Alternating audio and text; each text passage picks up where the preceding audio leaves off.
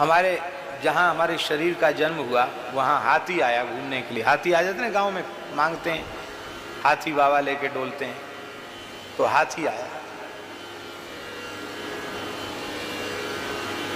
तो हाथी वाले को पैसा दो तो वो बच्चों को हाथी पे थोड़ी देर के लिए बिठा देता। तो हमारे शरीर के पिताजी की बुआ थी, 4 बाबा थे, उनकी एक ही बहन थी, बड़ी पवित्र आत्मा थी, महान भक्त थी, और हमें सबसे ज्यादा स्नेह उन्हीं का मिला। सैकड़ों पद याद थे, सैकड़ों पद, अष्टछाप के, कबीर दासी, तुलसीदासी, सूरदासी, मीराबाई, पर वो इधर वाले पदों को भी बुंदेली में बोलती थी। मलुकदासी के पद भी गाती थी। जैसे मलुकदासी का पद है, भजन नहीं बनता मन सैलानी, ये मलुकदासी का पद है, उनकी वाणी का पद है। और वो कहती थी, भजन तो बनत नैया मन सहलानी हो। अब ये बुंदेली हो गया, तो उसको अपनी भाषा में गाती थी।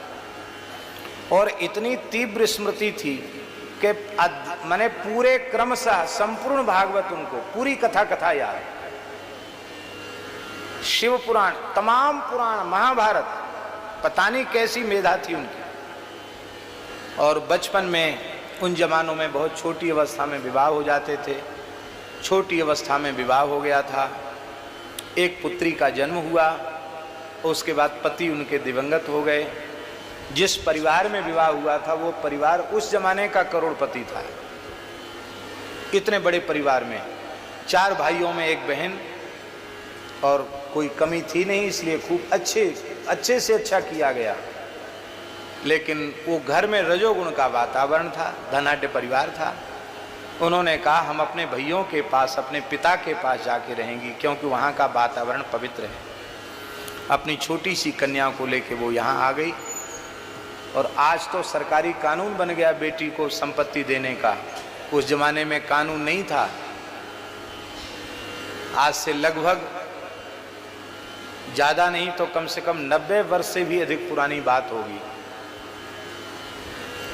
90 वर्ष से कम पुरानी बात नहीं होगी। उस समय बाबा के पिताजी ने अपनी संपत्ति के 5 हिस्से किए। 4 पुत्र थे, 1 हिस्सा अपनी पुत्री को दिया, सोना चांदी जमीन सब चीज दी।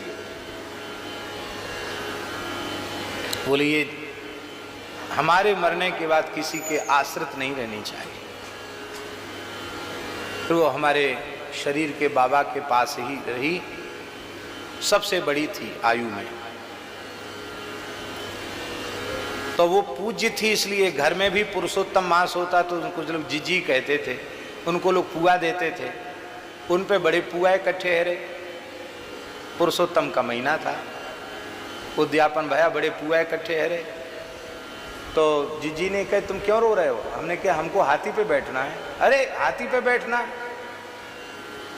ये तो कोई बड़ी बात है, हमारे पास बहुत पुआ रखे हैं। हाथी वाले को बुलाया, बोले पूरे गांव में इसको घुमा दो हाथी पे बिठा के। कितने पुआ लोगे? वो तो थोड़े थोड़े पुआ में घुमा रहा था, उनके पास तो बहुत पुआ थे। कम से कम इतने पुआ गिनती नहीं होगी, लेकिन 100 पुआ भी हों तो कोई बड़ी बात नहीं है। वो पुआ मिलती ही तो महाराज वो हाथी वाले तो बड़े खुश हो गए, इतने पुआ मिल गए उनको। उन्होंने बिठाकर पूरे गांव में घुमा दिया। तो वो पुआ की बात हमको अभी भी बचपन की कई बार याद आ जाती है कि पुआ की कृपा से, पुरुषोत्तम मास के पुआ की कृपा से हाथी पे सबसे पहले, जीवन में पहली बार हाथी पर पुरुषोत्तम मास में पुआ की कृपा से बैठे। बोलो वृंदावन बिहारी लाल की जय। पुआ ऐसे होते हैं महाराज, पुरुषोत्तम मास के पुआ। तो ये पुआ सब ब्राह्मणों को दे करके दक्षिणा में देना चाहिए। बोलो भक्तवत्सल भगवान की जय। इससे गोलोक बिहारी भगवान श्री कृष्ण प्रसन्न होते।